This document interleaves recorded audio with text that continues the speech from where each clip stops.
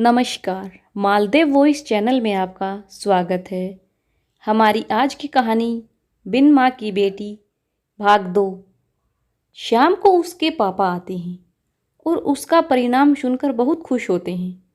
आज लगभग 10 वर्ष के बाद उसके पापा प्रसन्न हुए हैं। आज उसके पापा ने उसकी शादी का निर्णय लिया है और नील के माता पिता से मिलने जाते हैं।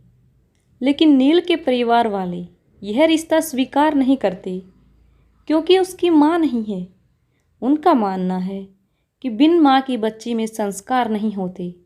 उधर मीता के पापा जब उसकी शादी के विषय में मीता को बताते हैं तो वह अपने पापा से कहती है कि मुझे अभी शादी नहीं करनी, मैं अभी और पढ़ना चाहती हूँ। उसके पापा ने उसकी बात मान ली और मीता ने लक्ष्मी नगर में कोचिंग ज्वाइन कर ली और आईएएस की तैयारी शुरू कर दी। आज आईएएस का रिजल्ट आ गया और मीता ने प्रदेश में प्रथम स्थान प्राप्त किया और सभी की खुशी का ठिकाना न रहा। लेकिन मीता अपनी माँ को याद करके रोती है। आज का दिन उसके लिए बहुत बड़ा दिन है। शाम को उसके पापा एक बड़ा सा केक लेकर घर आए और उन्होंने मीता को कहा, शाम को हम पार्टी करेंगे, अपने फ्रेंड्स को कॉल करो। लेकिन मीता को कुछ अच्छा नहीं लग रहा है। उसकी मम्मी के जाने के बाद आज पहली बार उसने अपने पापा के चेहरे पर हंसी देखी।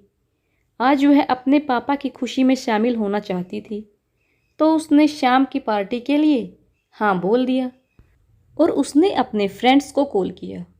उसके बहुत ही कम फ्रेंड्स थे। उनमें से उसके 2 कोचिंग फ्रेंड्स थे तथा 2 उसके बचपन के फ्रेंड थे। उसके कोचिंग का एक फ्रेंड अजय था, उसने आईएएस में द्वितीय स्थान प्राप्त किया था, तथा सीमा, उसने आरएएस में प्रथम स्थान प्राप्त किया था।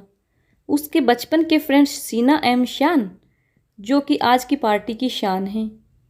उनका करोल बाग में एक रेस्टोरेंट है। उनके पापा के कुछ क्लोज फ्रेंड्स हैं।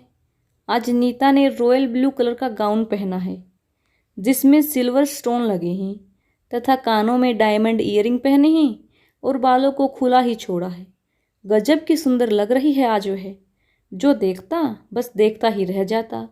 वहीं उसके फ्रेंड्स में अजय है, जो कि मीता को चुपके चुपके देख रहा है। वह भी गजब का हीरो लग रहा है। मीता का उस ओर कोई ध्यान नहीं है।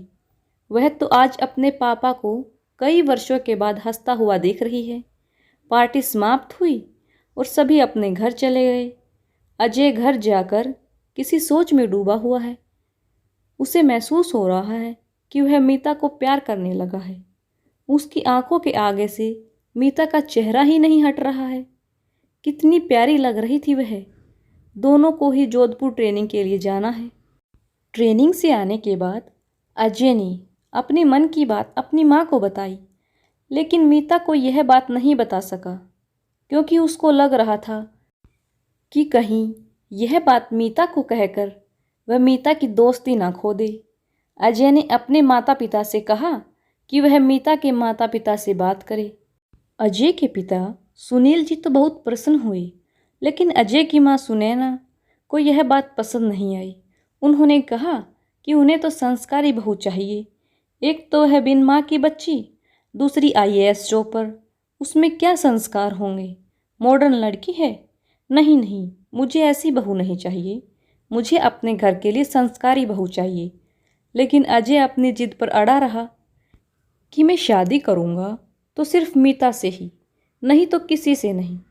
वह अपने परिवार का इकलौता चिराग है, तो सबको उसकी जिद के आगे झुकना ही पड़ा। अजय के माता पिता भी कोई कम रसूखदार नहीं हैं। उसके पिता सुप्रीम कोर्ट के जज हैं तथा माँ दिल्ली यूनिवर्सिटी में अंग्रेजी की प्रोफेसर। अजय के पिता अपने बेटे की पसंद पर बहुत प्रसन्न हैं। वहीं उसकी माँ का बिल्कुल मन नहीं है। लेकिन अजय और उसके माता पिता अजय का रिश्ता लेकर मीता के घर पहुंची।